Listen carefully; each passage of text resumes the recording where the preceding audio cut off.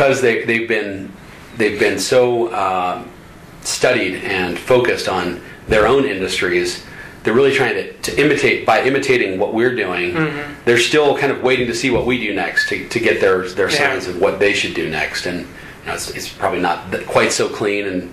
And I don't mean any disrespect to them at all. It's just we operate differently, and I think that's helped us keep an edge for sure.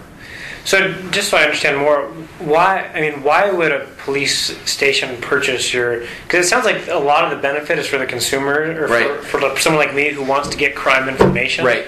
What's their driving? So what's their motivation to purchase your software? I think there's a couple. I mean, there's certainly more momentum toward open government, and I don't know if you've paid attention to government at all, but there's been a consistent and growing theme emerging of making government data more open and accessible. So I think some police departments, even though they don't report up to a state or federal entity, they see the writing on the wall, and there's a lot of pressure for them to release data. And this makes it easy for them to do it and control it in a way that supports their mission. So we unmistakably work for police departments. We are not an open records organization. We're not trying to flex any kind of legal or other type of pressure to get them to do it. We're saying we can help you by helping you create a transformative relationship with the public and really control that data while still giving it out. You still have the ability to keep it under your control and manage it and optimize it. And I think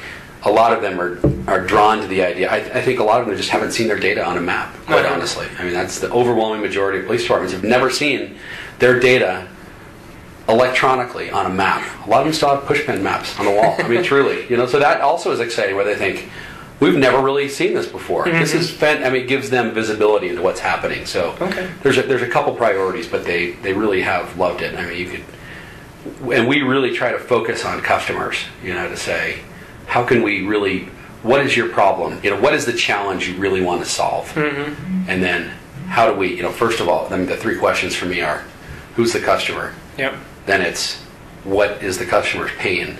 And then what can we do to address that? And that's what we really tried to focus on. Cool. Excellent.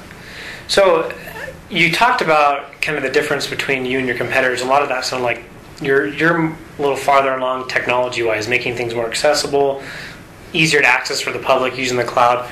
Are there any new technologies or things that are coming out now that you see in the future that will change what you're doing here and how you get crime data out to the public? Most definitely. I think one of the interesting, I try to keep pretty current. It's just interesting to see how advances in other industries can potentially impact ours. I'm certainly interested in the idea of Chrome, Google's browser, Chrome, be acting more and more like an operating system. I just think that imperative to move things to the cloud or to the internet and likely to the cloud is so compelling from a number of reasons. I mean, it potentially will become more secure. It's far less expensive, far more scalable. There's just a lot of benefits, and then you get also the network effects. And I don't know if you've kind of covered that idea vigorously before, but the idea that you can give individual benefits to an agency by virtue of having thousands, and the insights you can get from that, those are what I would classically call network benefits. I would call network benefits to deliver a value to the individual agency. I just think that's a really important paradigm, and there's new momentum around openness, but there's also new momentum around terrorism prevention, crime prevention, and using best-of-breed technologies to prevent all types of crime and terrorism. And we're really at the forefront of that. We acquired a little company in Texas last year that has in fact, we're just releasing Monday an Android app. We've already released an iPhone app to let the public submit tips, photos, or video to law enforcement. We work with 700 agencies on that. Cool. So the public can, if they see something, they can report it and help make their communities more safe. So. Okay. Are you guys utilizing social media and that kind of stuff as well to help out? We started to. I mean, that's the other. It kind of gets back to these. These are huge networks. I would say we're not really trying to go build a new Facebook. We would rather tap existing networks that are out there, and create vehicles to get people interested and engaged, and get the police to do it. So actually, we're releasing a tool tonight. We're launching. It's actually an update to the website that lets police departments send information out to the public, and it can use Twitter and Facebook as well. So absolutely, I think seeing these communities self-organize as well is what's also kind of interesting, because it makes it easier for government entities, especially law enforcement, to be able to connect with those very meaningful hyper-local communities. Okay. So where do you see your company being in 5 years?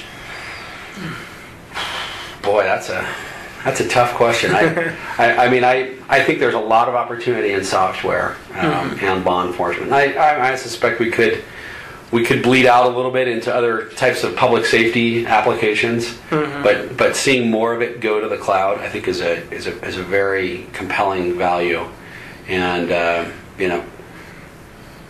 it's hard to know exactly what that'll look like, especially because we're innovating around the data itself. Yeah. That database has never existed. There is no database of current crime data. We are the only owners, and we have